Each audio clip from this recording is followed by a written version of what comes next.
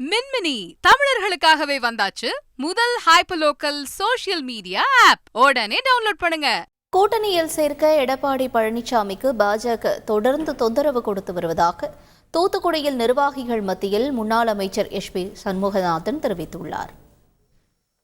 இன்னைக்கு வரைக்கும் நம்மளே மிரட்டி அந்த கூட்டணியில பிஜேபி கூட்டணியில சேர்த்தலாமா அப்படிங்கிற ஒரு சூழ்நிலை இன்னைக்கு வச்சுக்கிட்டு இருக்காங்க. அது அப்படி எடப்பாடிக்கு இன்னைக்கு தொந்தரவு கொடுத்துட்டு இருக்காங்க. வாசல்லாம் அப்படிதான் வந்து சொல்லிட்டு போயிருக்காரு.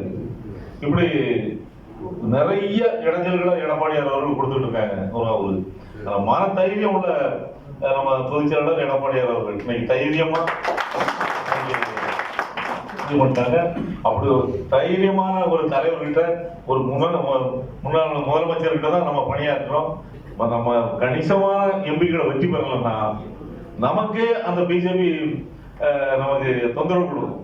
மின்மினி தமிழர்களுக்காகவே வந்தாச்சு முதல் ஹைப்பர்லோக்கல் சோஷியல் மீடியா ஆப். உடனே டவுன்லோட் பண்ணுங்க.